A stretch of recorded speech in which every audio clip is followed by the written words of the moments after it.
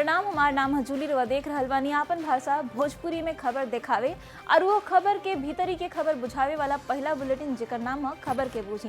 तो चलिए देखल जाओ कि का खबर बा और ओकर का मतलब बा।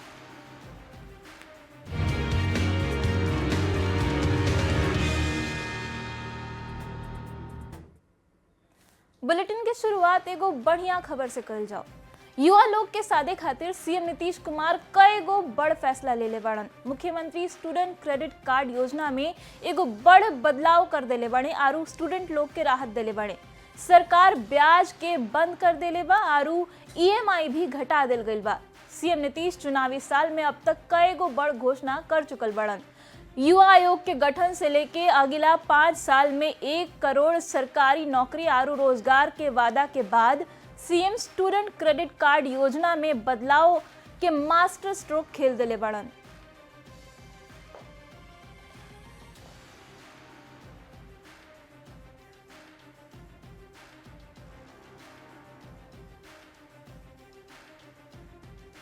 तो युवा लोग के सीएम नीतीश कुमार बड़ तोहफा दिले बड़े। ये तोहफा बा स्टूडेंट क्रेडिट कार्ड योजना में बड़ राहत के तोहफा। पहले 4% ब्याज पर एजुकेशन लोन स्टूडेंट लोग के मिलत रहे। अब ब्याज के बिना स्टूडेंट के एजुकेशन लोन मिल सकी। पहले छात्र लोग के 4% ब्याज देवे के पड़त रहे, बाकी अब कवनो ब्याज केहू के ना देवे के हुई अगर वो स्टूडेंट क्रेडिट कार्ड से लोन लेता।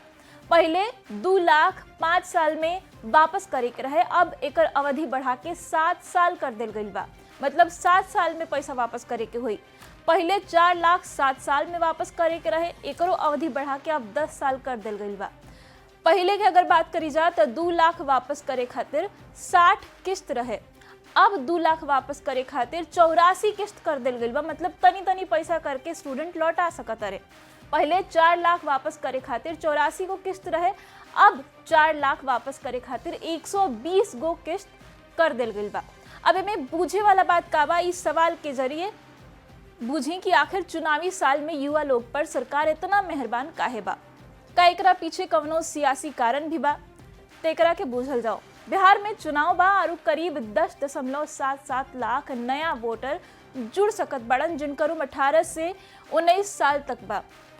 ऐसन लोग जे वोटर कार्ड खातिर अप्लाई कैले बा, यही आबादी खातिर नीतीश कुमार जौन बाड़े ई योजना लेके आइल बड़न। एकरा साथ ही 18 से 45 साल तक के जे लोग बा, अगर उनकर बात करी जा तो ई लोग के आबादी बाटे 58%, जे कि युवा वोटर बाड़े। अब एहमे चुनाव के चाल का बा ई बूझी। चुनाव में युवा गेम चेंजर साबित हो सकत बाड़न, काहे कि इनकर आबादी बहुते ज्यादा बा। यही से सरकार के नजर ए युवा वोटर पर बा और इहे युवा वोटर के लुभावे खातिर नीतीश कुमार ई मास्टर स्ट्रोक खेलने बाड़े। बढ़ल जाओ अगला खबर के देने। अब बात लालू परिवार के। तेजस्वी यादव के सियासी सलाहकार और आरजेडी सांसद संजय यादव के लेके बिहार के सियासत गर्मा गइल बा। तेजस्वी के बहन रोहिणी आचार्य संजय यादव के लेके एगो पोस्ट शेयर कैली, जेकरा में तेजस्वी के फ्रंट सीट पर संजय यादव के बैठला पर वो आपत्ति जतैली। अब सवाल उठे लागल बा कि तेज प्रताप जैसे जयचंद के बात करत रहन, वैसे ही रोहिणी भी संजय यादव से का नाराज चल रहल बड़ी। इस सब मामला पर बीजेपी अलगे चुटकी ले रहल बा और संजय यादव के परिवार के तूरे वाला बता रहल बा। इन्हें तेजस्वी यादव अपन बड़ भाई से साफ तौर पर सियासी दूरी बना लेले बड़न। जरा तेज प्रताप यादव चुनाव लड़ेंगे आरजेडी के सिंबल पर। आरजेडी में जिसकी सदस्यता है वही चुनाव लड़ेगा ना। बड़े भाई के लिए प्रचार करने जाएंगे अगर आप वो चुनाव लड़ते हैं? बड़े भाई के लिए प्रचार करने जाएंगे आप? हमारी अपनी पार्टी है, अपना विचारधारा है। हालांकि हम तो सबको शुभकामनाएं देते हैं। चलिए अब खबर के बूझल जाओ। सबसे पहले बूझी कि आखिर संजय यादव के हवे। तो बता दी कि 2024 से आरजेडी के राज्यसभा सांसद बाड़न संजय यादव। तेजस्वी यादव के सियासी सलाहकार हवन संजय यादव।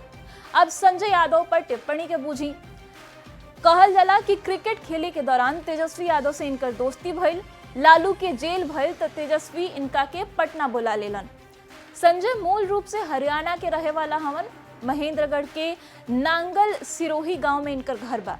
संजय पर टिप्पणी से चुनावी चाल के बूझी। तेजस्वी आईटी कंपनी से राजनीति में संजय यादव के लेके आइले। सिपह सलाहकार के रूप में साया लेखा तेजस्वी के साथे साथे संजय यादव चले लगले।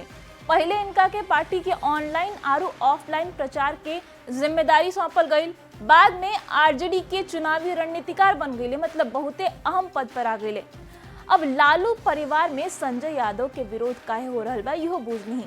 पहले तेज प्रताप यादव के निशाना पर संजय यादव रहन और अब रोहिणी आचार्य भी संजय यादव के लेके आपत्ति जतैले बड़ी। उनकर खिलाफ एगो पोस्ट शेयर कैली।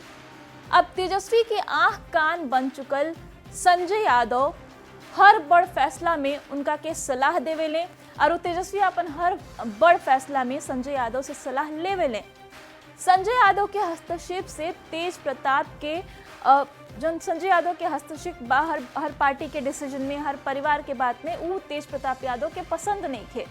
रोहिणी पोस्ट के जरिए भी विरोध के संकेत दे रहल बड़ी। आरजेडी में संजय के प्रभाव आरु प्रभुत्व बेसी बा। अब परिवारवाद के पार्टी में विरोध एकरा पर होखबे करी ऐसन आरोप एनडीए लगा रहल बा और वीडियो जारी करके भी कहीं ना कहीं संजय यादव के नाम पर निशाना साध रहल बा लालू परिवार पर। अब सवाल बा कि संजय यादव के कद बढ़ला से लालू परिवार पर का असर पड़ल और संजय यादव पर परिवार के तूरे के आरोप आखिर काहे लग रहल बा, ताई एकरो के बुझल जाओ। आरजेडी में तेजस्वी के कद बढ़ल, बाकी तेज प्रताप यादव के कद घट गई पिछला कुछ साल में। बड़ बेटा होते हुए भी तेज प्रताप यादव पार्टी में कहीं ना कहीं किनारे होत गए। तेज प्रताप यादव कई बेर संजय यादव पर निशाना साध चुकल बने। संजय यादव पर दू भाई के बीच आवे के आरोप लाग रहल बा। एनडीए एकरा के लेके तंज कस रहल बा। यही साल तेज प्रताप यादव के कुछ फोटोग्राफ वायरल भइल रहे। एकरा बाद पार्टी आरोप परिवार से उनका के बाहर कर दिल गई। तेज प्रताप यादव अपना खिलाफ षड्यंत्र के आरोप लगैले। 5 लोग के जयचंद बता के वो षड्यंत्र करे के आरोप लगैले। रोहिणी आचार्य के पोस्ट के मामला आरु बढ़ा दिलस मामला के। रोहिणी आचार्य तेजस्वी की यात्रा के फोटो शेयर कैली। तस्वीर में फ्रंट सीट पर संजय यादव बैठल रहन। अब बीजेपी वीडियो जारी करके उनका पर निशाना साध रहल बा और एकरे के लेके बिहार के सियासत गरमाइल बा और तेज प्रताप यादव भी अब रोहिणी आचार्य के समर्थन में पोस्ट कर देले बाड़े। बढ़ल जाओ अगला खबर के देने।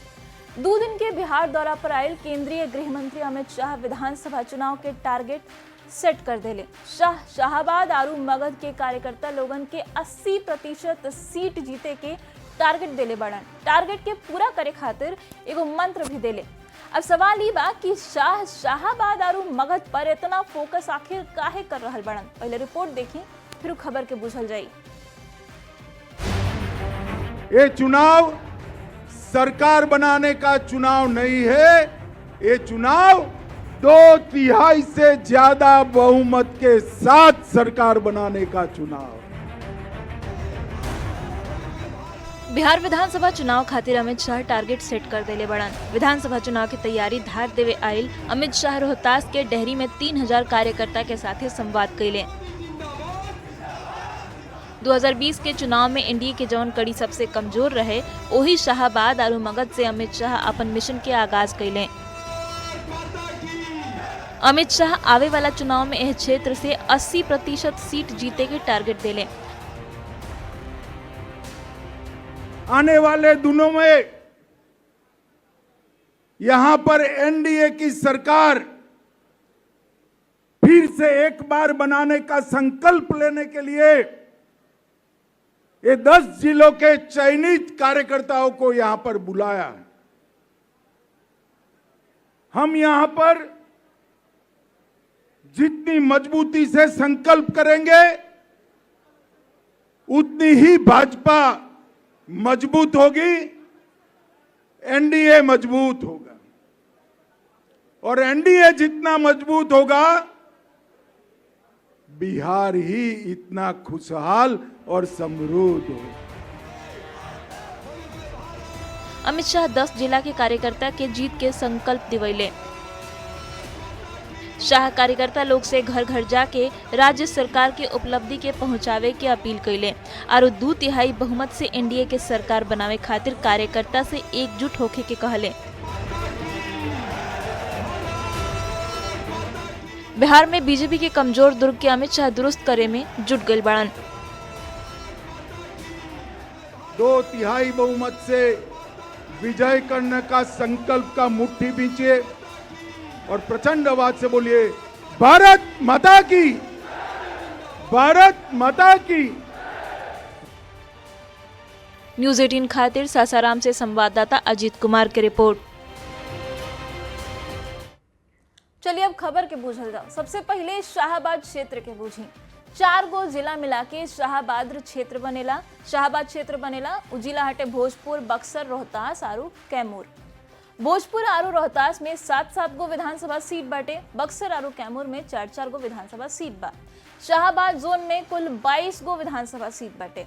शाहबाद से शाह के हुंकार वाला चुनावी चाल का बा ये बूझी। 2020 चुनाव में एनडीए के प्रदर्शन एजब बहुते खराब रहे। कुल 22 में से मात्र 5 गो सीट पर एनडीए के खाता खुलल रहे। बीजेपी 4 आरू जेडीयू के खाली एक गो सीट पर जीत मिलल।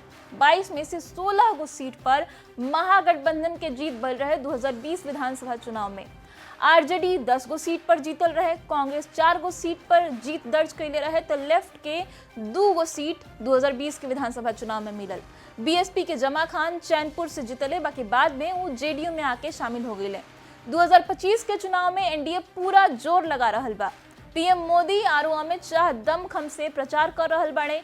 शाहबाद के 22 गो सीट एनडीए पूरा फोकस के साथ जीते के रणनीति में लागल बा। अमित शाह 80% सीट जीते के टारगेट अपन कार्यकर्ता लोग के दे देले बड़न। अब मगध जोन के बात कल जाओ।